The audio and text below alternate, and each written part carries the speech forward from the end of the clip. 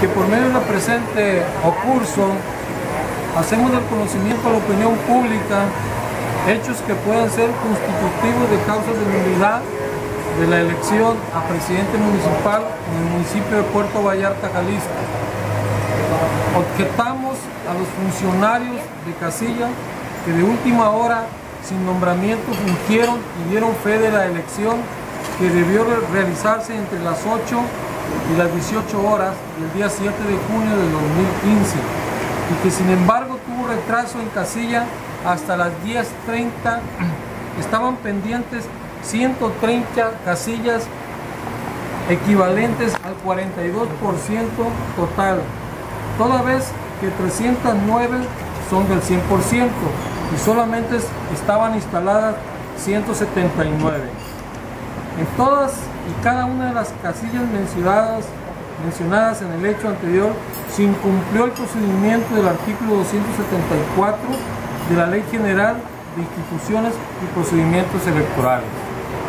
O sea, la denuncia es que es la instalación tardía de las casillas. La instalación tardía y la usurpación de funciones.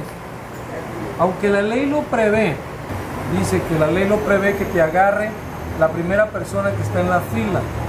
Tomar personas que no acudan a sus funciones, que no estuvieron preparadas, o qué sé yo, o por ahí, no las compraron para que no fueran. Pero hay pruebas de la compra de votos y del acarreo, hay pruebas contundentes. Sí, hay detenidos, hay personas detenidas por esa modalidad, debe estar en la fiscalía. Detuvieron como a 4 personas haciendo esa actividad ilícita, vamos, de comprar la voluntad del ciudadano con boletas, con dinero en efectivo. Pero lo que sí parece interesante, lo que señala el compañero de Morena, es precisamente el proceso de selección para los funcionarios. Sabemos, con anticipación se seleccionaban personas que si salían con militancia en un partido automáticamente eran rechazadas para guardar el tema de imparcialidad en la función de funcionario de casilla propiamente. Entonces, lo que comentaba el compañero es precisamente se alteró un procedimiento. Desafortunadamente tenemos evidencia de que fueron amenazados muchos funcionarios de casilla precisamente para que no se presentaran. Y fue un fenómeno genérico, no es en una sola casilla. Fue un fenómeno, como lo señaló aquí el compañero Mora, ¿sí? Fue un porcentaje considerable de casillas que no se presentaron los funcionarios y tuvieron que hacer sustituciones, violentando los procedimientos que marca la propia norma. Pero también eso, ¿quién lo hace? O sea, deben de informarle al INE, a funcionarios del INE, para que hagan el procedimiento correspondiente y le hagan acto de presencia. Aquí la gran incertidumbre es quién quedó como funcionarios de casillas y quién los puso ahí. Y también gran número de personas, desafortunadamente o afortunadamente para el Instituto Político, eran del grupo del Movimiento Ciudadano, firme en ese sentido. Entonces, ese tipo de situaciones, desde luego que pugna con los principios de certeza y seguridad que son base en los procesos electorales. Entonces, todos esos detalles, irregularidades, que si los sumamos, la ley establece que si existe esa duda en temas de manipulación de la voluntad del electorado por un 25% de lo que fue la participación de ciudadanos, eso se pide anular la elección completa. Esa es la labor que se está haciendo ahorita. Sabemos que los tiempos están corriendo, ¿sí? Estamos corriendo contra el reloj, pero ya se hizo la solicitud por parte de los representantes del partido, en el caso de nosotros, ante el instituto, precisamente para que genere la información fidedigna y de ahí generar el sustento para hacer los trámites legales.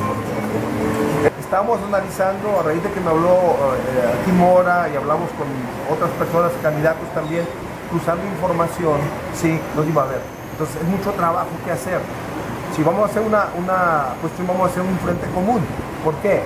Porque finalmente la elección es un tema de legalidad, es el respeto de la voluntad del pueblo. ¿Y el frente común quiénes son? El frente común es Morena, es Partido del Trabajo, es el Partido Humanista. Chaboya telefónicamente expresó que también estaba dentro de la jugada.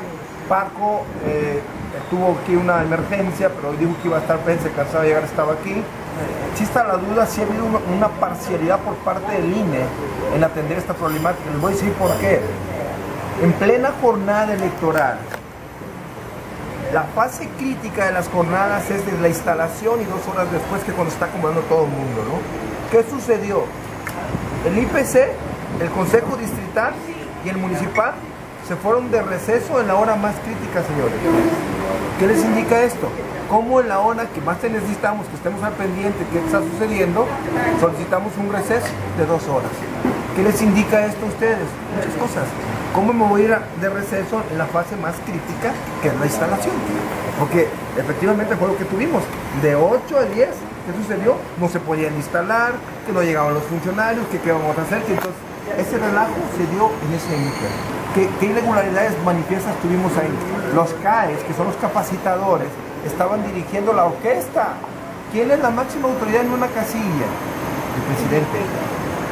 ¿Y quién le tomaba las decisiones de que quién entra, quién no entra? El CAE. O sea, a ese nivel es donde yo me refiero al tema de desorden que hubo, ¿sí? ¿Por qué? A nosotros nos hablaban al búnker, oye, está pasando esto. Nos comunicábamos acá que debe estar un CAE ahí, espérame, pero el que debe tomar la decisión es este. El CAE decía, este no entra, que porque no aparece en la lista. Espérame, yo tengo mi acreditación. La tengo mi acreditación la tengo por escrito y tiene firma autógrafa. No importa, no estás en mi lista. Ahora, yo pregunto, ¿cómo va a estar en la lista si el presidente de la casilla ni se presentó? Entonces, ese tipo de situaciones son las que finalmente dejaron fuera a mucha gente, y digo mucha gente, me refiero a representantes de partido. Ahí es donde se vio por parte del INE y hubo mucho cruce de información e invasión de atribuciones y facultades.